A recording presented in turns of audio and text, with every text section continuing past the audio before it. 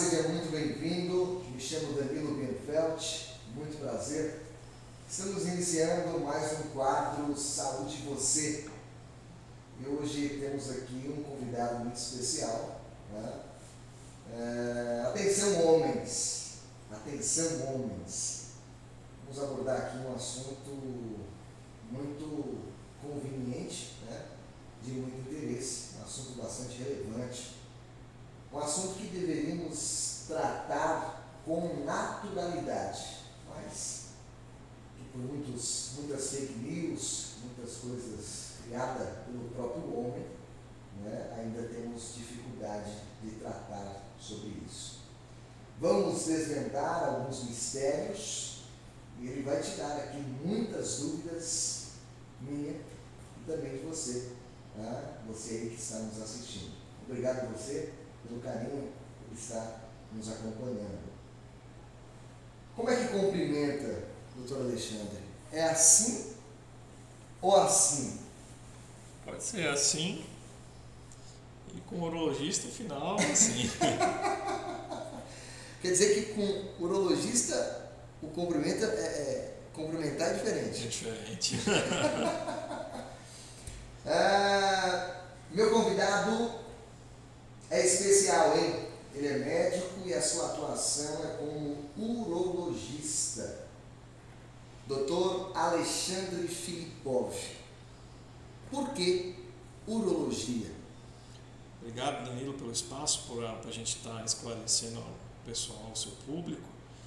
Por que urologia? Danilo, na época da faculdade, terminando a faculdade, eu já tinha decidido que cirurgião eu seria, mas precisaria decidir exatamente que área da cirurgia eu iria seguir. Exatamente aquele momento que eu percebi que a urologia seria parte da minha vida foi quando eu entrei numa cirurgia de um transplante renal, onde o paciente não urinava, era zero a produção de urina dele, ele não podia tomar água, o máximo que ele podia fazer era pôr um gelo na boca para satisfazer a vontade dele, e ao término da cirurgia a bolsa de urina já estava com uma produção de urina. E ali eu sabia que aquela pessoa ia ter uma vida diferente e aquilo mexeu tanto comigo que eu falei, é isso que eu vou fazer em minha vida. Foi aí que eu decidi ser urologista. Muito bacana, muito bacana. Dr. Alexandre Filipov, urologista. Seja muito bem-vindo. A casa é sua, a casa é nossa. E eu tenho certeza que todos os mistérios revelados aqui hoje, né, todas as dúvidas que ele vai nos tirar, segundo aquilo que vamos pautar, vai ser de muito interesse a você que nos assiste, tá bom? Doutor Alexandre, no ano de 2019, foi validada uma pesquisa no Brasil em que esse problema dos homens, né, essa deficiência, tanto de ejaculação, tantas coisas, se inicia aos 40 anos. E 45% dos homens já apresentam dificuldades em relação a um contexto total, né, em sua totalidade voltada ao homem, à saúde sexual do homem. 45% desses homens com 40 anos de idade. É um número elevado. Sim, bem alto, bem alto. A gente tem vários fatores que contribuem para distúrbios sexuais no homem. Nós temos o psicológico e o patológico. Quando começa mais cedo, por exemplo, nessa idade dessa pesquisa, boa parte, isso pela convivência no consultório, é de fator psicológico. E até atualmente percebemos até uma queda nesse padrão de idade, principalmente pela situação que vivemos, né? Um estresse importante nessa pandemia, situação financeira. Isso alterou demais o psicológico atual dos homens e com idades bem menores já estão procurando por alterações de disfunção erétil, de ejaculação precoce. E é lógico que, de uma certa forma, eu considero um pouco mais fácil manipular, porque você descartando as patologias, você consegue controlar o psicológico desse paciente com terapias e medicamentos. E medicamentos que auxiliam às alterações sexuais, tanto para ejaculação precoce como disfunção erétil, e a gente consegue controlar esse psicológico dele. Lógico, o patológico costuma ser mais para frente.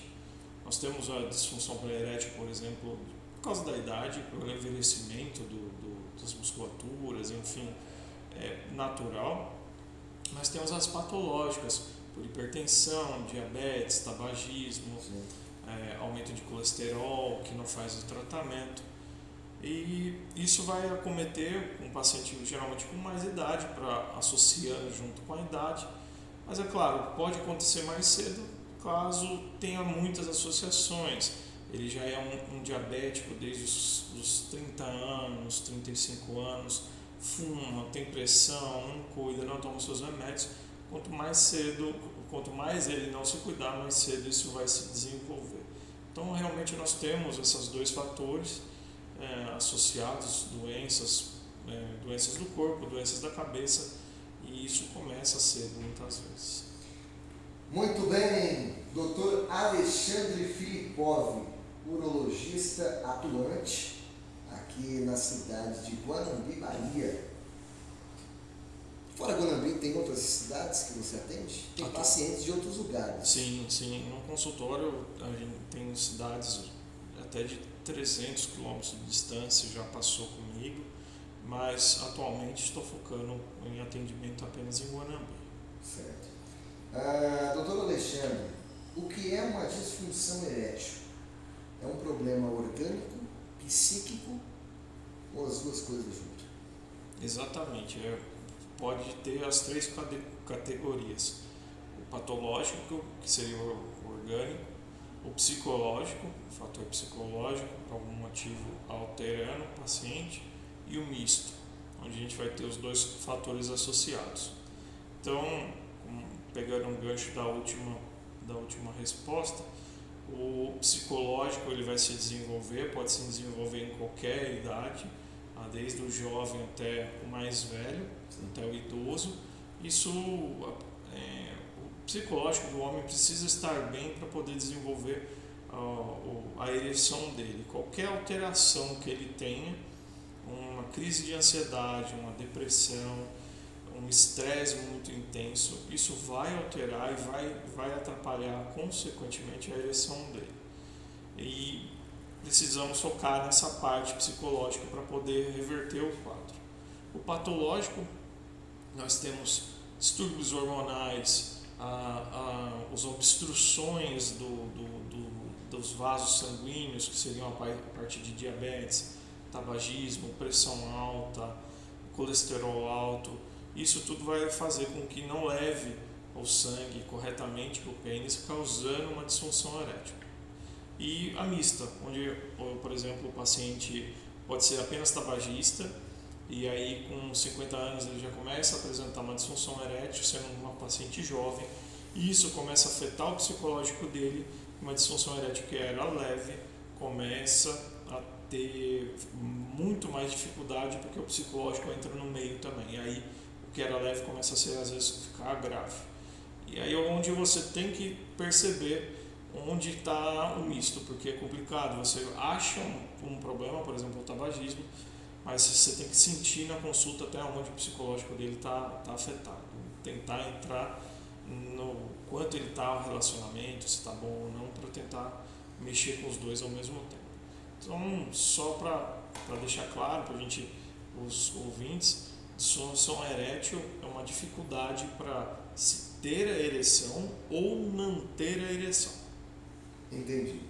Para nós sintetizar aqui essa pergunta, eu finalizo perguntando-lhe quais são as causas principais da identificação da ejaculação precoce, dessa disfunção erétil. Eu já entro na ejaculação precoce, mas vamos finalizar aqui a disfunção erétil. As causas principais que levam a isso.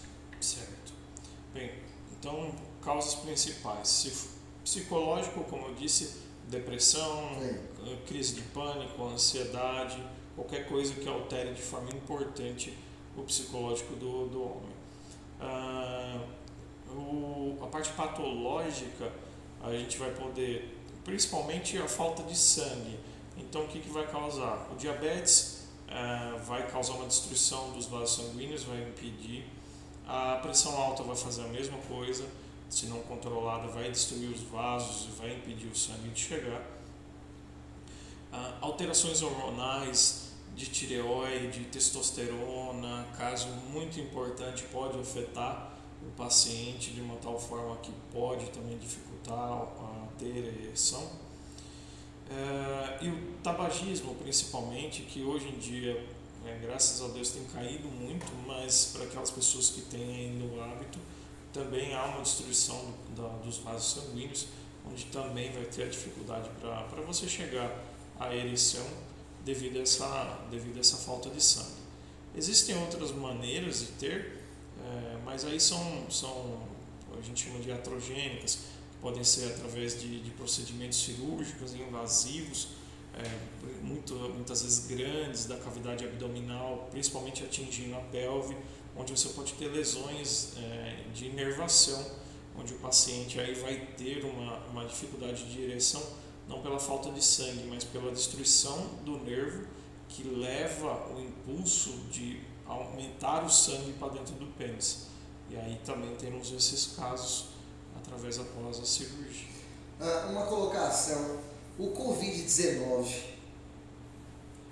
ele tem uma participação hoje. Vivemos em um mundo totalmente diferente.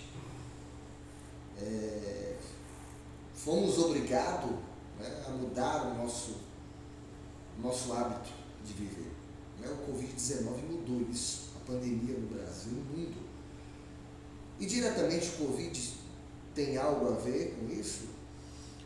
De uma certa forma, da forma que a gente está vivendo, não ele em si, a agressão do Covid, não temos ainda nenhum trabalho Preciso, né? associando disfunção erétil, enfim, por agressão ao órgão, mas o fator psicológico com certeza influencia.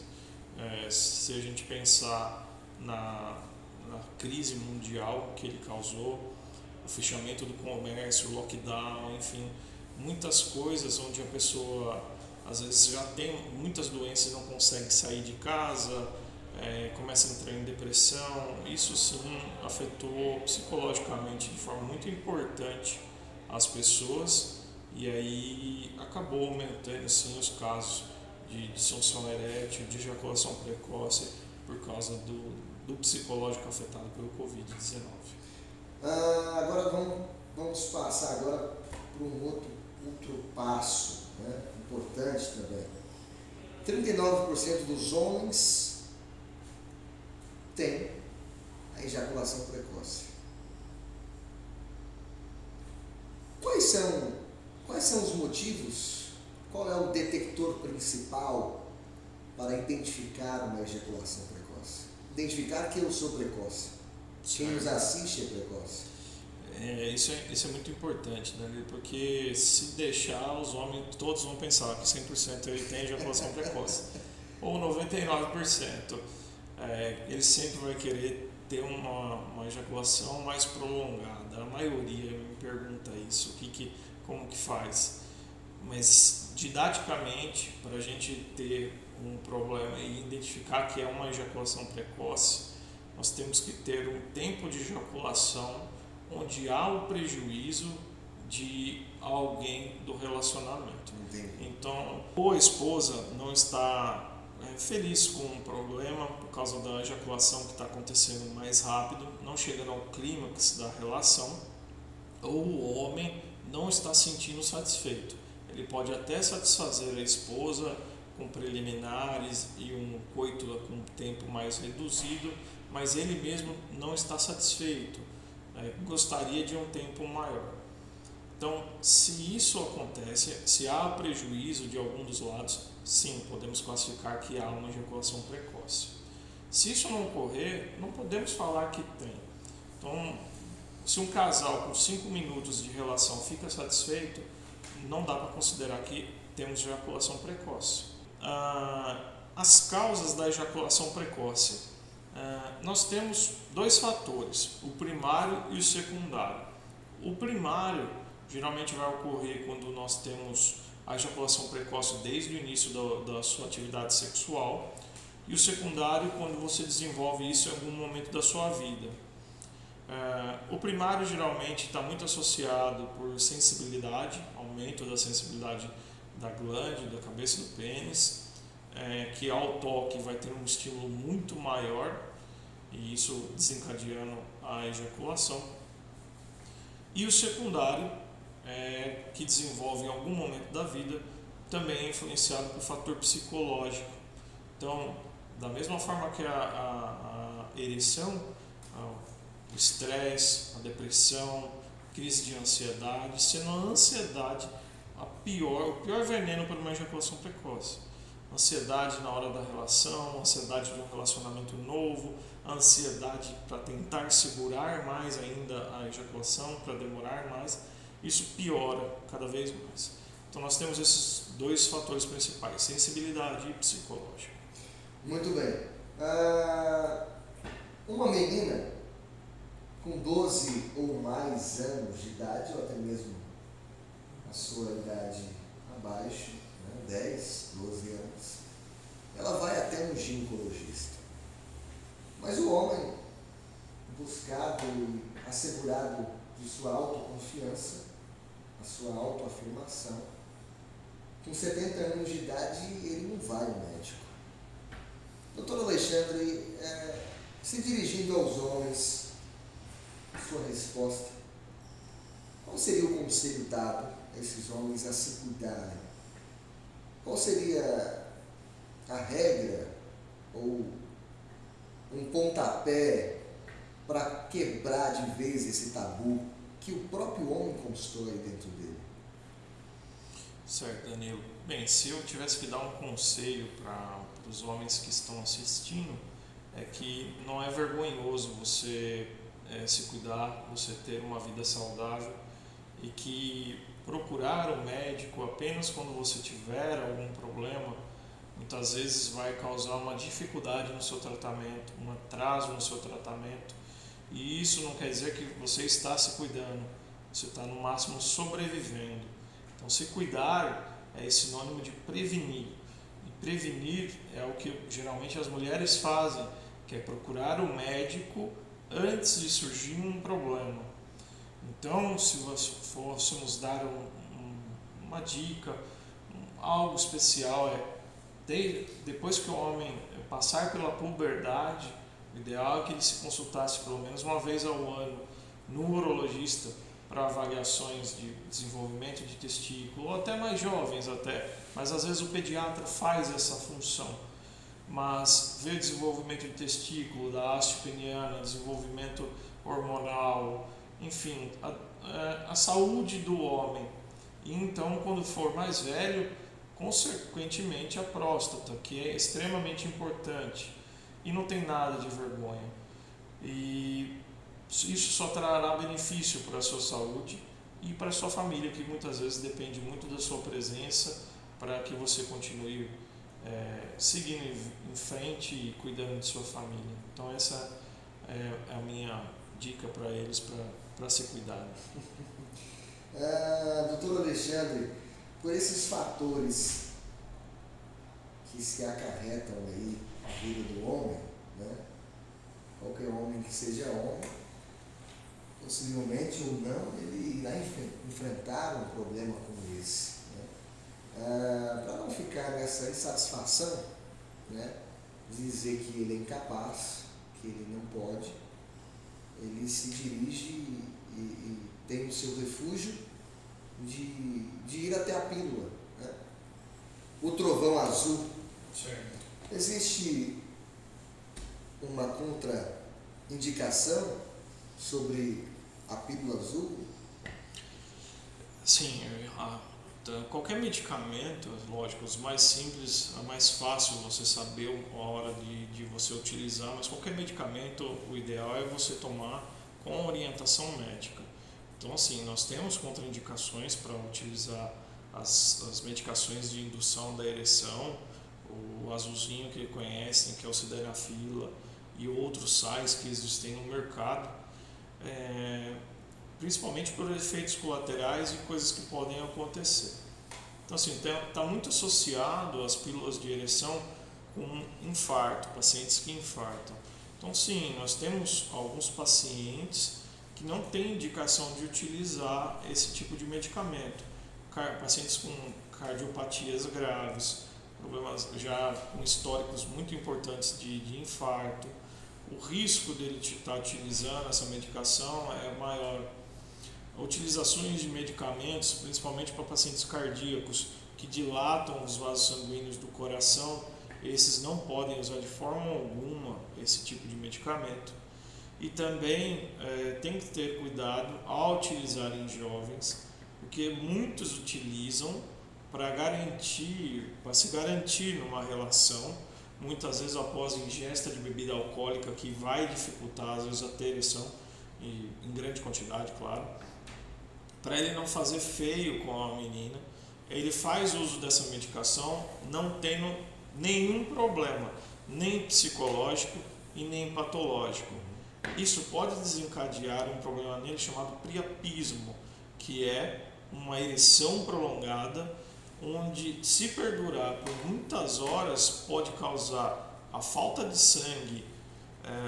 Na verdade, é que o sangue que fica lá preso não tem oxigênio, ele é pouco rico em oxigênio, e por pouco rico em oxigênio começa a infartar o tecido, e aí ele começa a necrosar a parte interna, e ele pode perder por completo a ereção se ele não correr no pronto-socorro e a gente não atuar de imediato, se isso for o caso.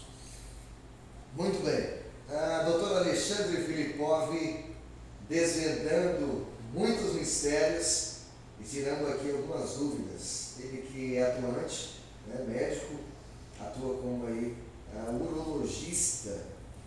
Muito bom, Dr. Alexandre, bate-papo muito bacana.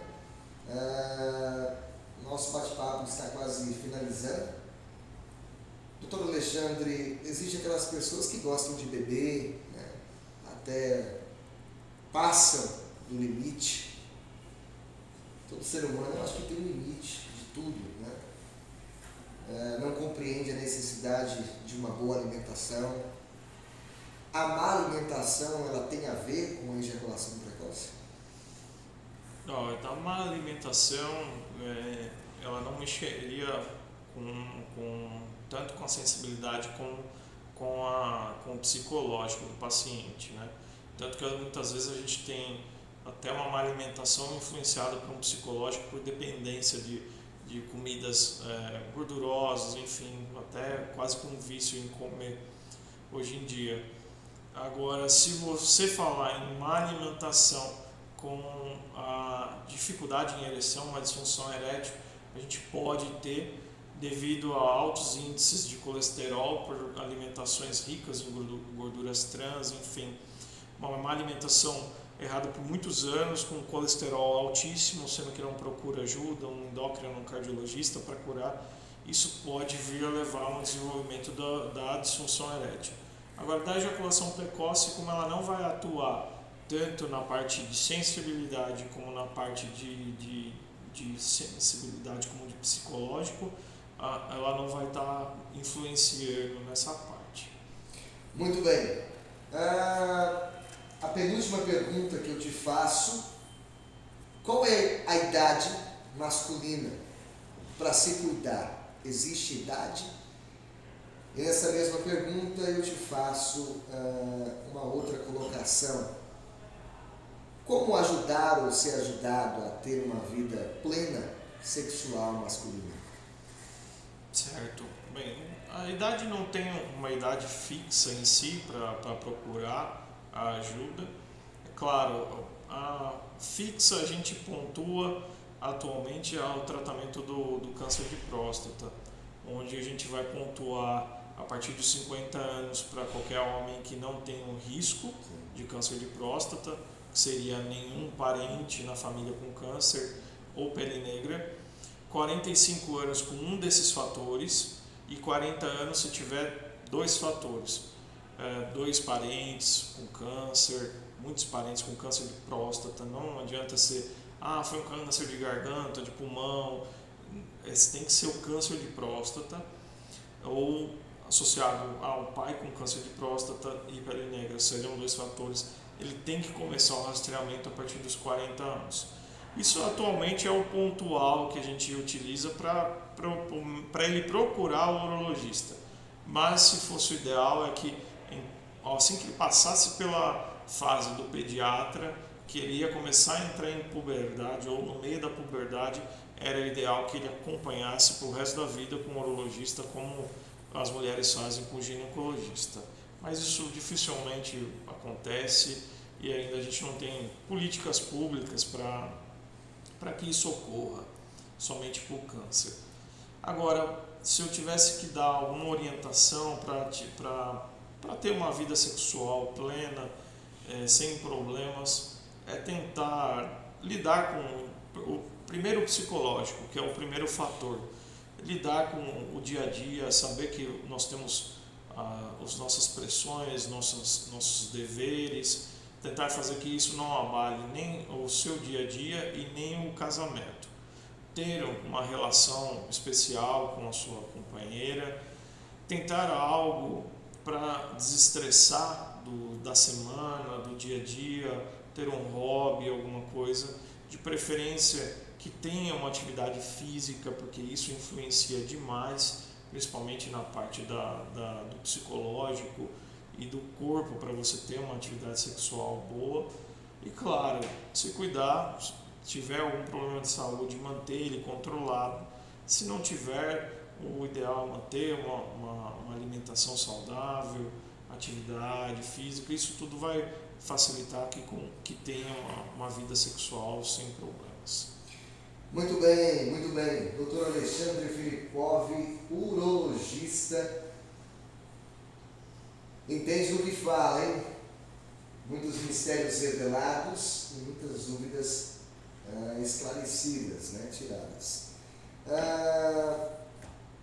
9% dos homens com 45 anos de idade são detectados com câncer de próstata. Dado preciso, né? Como se cuidar do câncer de próstata? Certo. Não tenho, lógico, atualmente eles têm falado muito na parte de sedentarismo, que isso tem ajudado um pouco no desenvolvimento.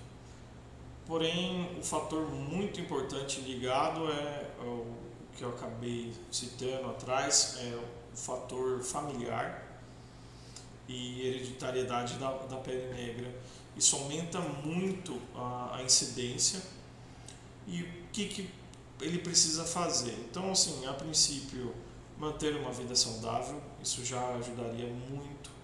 Tirar fatores desencadeantes do câncer em geral, não só de próstata, que é o tabagismo principalmente, que isso vai facilitar o desenvolvimento. E caso ele tenha o fator de risco, ou mesmo que ele não tenha, obedecer às idades limites para começar a pesquisar, ou até começar antes, mesmo que ele tenha o receio do exame de toque, que uma hora vai ser preciso, é importante, mas pelo menos começar com o PSA, mesmo que ele não tenha idade para isso. Então, como a gente disse, você tem dois fatores de risco, por exemplo, o pai e o avô com câncer de próstata. O ideal é começar com 40 anos, o PSA e o exame de toque. Se ele tivesse, por exemplo, só o avô, então com 45, começar o exame de PSA e o de toque. E se não tivesse nada, com 50 anos, obrigatoriamente, anualmente, fazer o exame de PSA e o exame de toque. Mas nada impede, por exemplo, dele, que nunca teve nenhum problema, em vez de começar aos 50 anos, fazer o acompanhamento, por que não aos 40 começar com PSA? Se ficar tudo normal, não tem indicação do toque. E aos 50 anos começar com o exame de toque junto, porque aos 50 anos é visto por estudos que é o ponto-chave onde aumenta muito a incidência de câncer de próstata. Por isso, até crescendo um pouco, 9% abaixo de 50 anos, 45 anos. Graças a Deus é pouco, porque quando você é mais jovem e desenvolve um câncer de próstata, ele geralmente vem muito agressivo, células muito agressivas. E quanto mais idade, mais indolente, cresce bem lentamente, mais fácil para a gente tratar. E o ponto-chave é 50 anos. A partir de 50 anos a chance aumenta, é um fator de risco. 50 anos de idade é um fator de risco, então passou disso, você aumenta mais sua chance de desenvolver do que os mais jovens. Então assim, você não tem um problema, não tem fatores de risco, chegou aos 50 anos, começa. Antes disso, o que custa fazer um exame de sangue anualmente? Se você cair na estatística do 9%, se for no início, você acaba sendo curado. Se não, por ser muito agressivo, a maioria dos casos, você perde a chance de cura, geralmente só um tratamento paliativo. Para nós finalizar aqui o nosso bate-papo, esse assunto do câncer de próstata, existe um detector principal, uma dor? Existe uma dor em alguma região do corpo para identificar o câncer de próstata? Olha, quando a gente tem um sintoma, geralmente o primeiro sintoma é dor, e é dor óssea, e geralmente nos ossos maiores do corpo, que seria bacia, coluna, fêmur. Essas dores já significam um câncer alastrado, metastático, avançado e sem tratamento curativo, apenas paliativo. Por que nós temos um plano de saúde federal para prevenção do câncer de próstata, que é o Novembro Azul? Meados dos anos 90, foi levantado a fazer esse estímulo geral em postos de saúde, em cadeia nacional, porque é uma doença silenciosa. Muitos chegam no consultório associando a dificuldade urinária ao câncer de próstata, o que não é verdade. A dificuldade urinária vem por um crescimento benigno que acontece pela idade, que também é um outro fator que também tem que prevenir para não ter que passar por uma cirurgia de próstata, mas que a gente resolve a maioria das vezes com remédio se procurado antes. O câncer, ele é silencioso, ele cresce um carocinho na parte externa da próstata e ali ele vai crescendo, não dando sintomas. O que ele vai alterar? Hormônio PSA, que é exclusivo produzido pela próstata e que pelo estímulo do aumento das células que vão se dividindo e aumentando o tumor, vai elevando esse PSA. Ou através do exame do toque, onde na região que está desenvolvendo o câncer vai sentir um nódulo ou uma região mais dura, porque a próstata tem uma consistência nem muito mole e nem muito dura. Para a gente ensinar os alunos de medicina, a gente fala a ponta do nariz, ela nem muito mole nem muito dura. Se a gente encontrar uma área muito endurecida, ali pode significar o crescimento de um câncer. Então, por isso é muito importante o segmento, porque é uma doença silenciosa. E se tratada no início por um segmento correto, a chance é 90%, 95%, 94% de cura, dependendo da situação que encontrar. Não encontrou, começou a sentir dor, fez o PSA, está estourado, 200, 300, faz o exame, identifica que está no osso, ali a gente só pode dar o conforto para estacionar esse câncer e dar mais tempo de vida para o paciente.